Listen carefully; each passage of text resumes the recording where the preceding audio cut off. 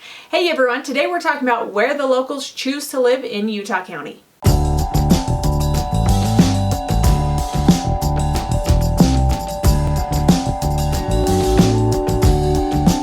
So if you are new here, make sure you like and subscribe so you can find out everything about Utah and real estate.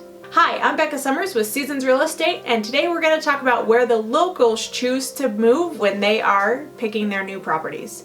So in Utah County, when you look at the whole map, the area that is most desirable, and obviously price points a lot higher because of that, is the Alpine Highland area.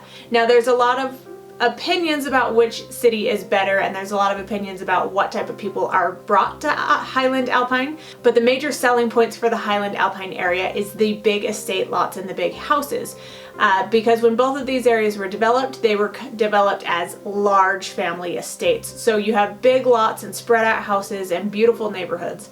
But what comes with big lots and big houses is a high price and square footage. So with it being bigger houses and bigger lots, the average purchase price is $475. So even though the average is $475, it actually is pretty hard to find a house at the $475 range. Highland and Alpine were mainly developed in the 70s is when it started to expand. So there's a lot of half-acre houses that were built in the 70s with a 2,000-3,000 square foot house, and then in the 90s they started expanding, but everywhere in the area has about a half-acre lot, so it has a nice country feel, but it's close to the city. So if you don't like that country neighborhood feel of Highland Alpine, the next area that a lot of locals really like is the Lehi American Fork area. But it's tricky when we're talking Lehi American Fork because there's certain parts of American Fork that locals don't want to be in. And the easiest way to describe it is as close to the freeway as possible. So if you're by the I-15 and State Street, that area is not where the locals are really moving. They're moving closer to on the bench and up on the hill.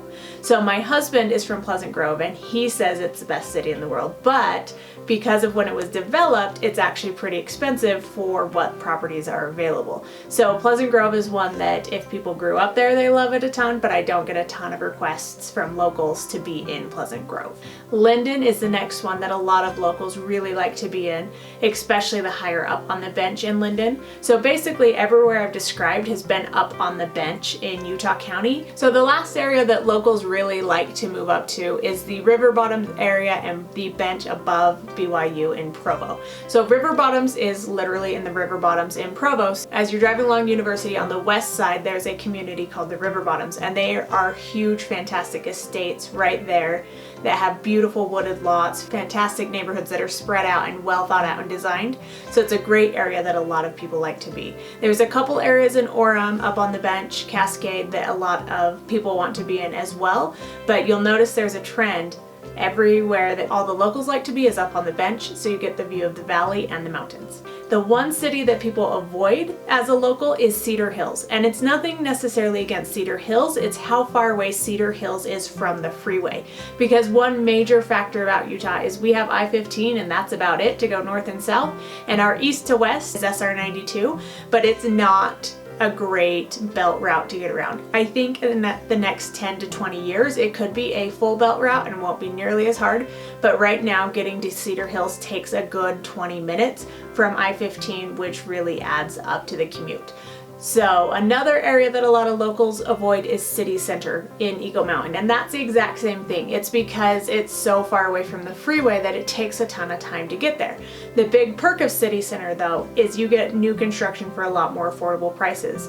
Now as Utah County continues to expand, I think City Center is going to be the place where a lot of expansion happens because there's a lot of raw acreage out there, and Facebook just built a data center or is still building their data center, and that's bringing the infrastructure out to Eagle Mountain City Center to continue to allow the expansion.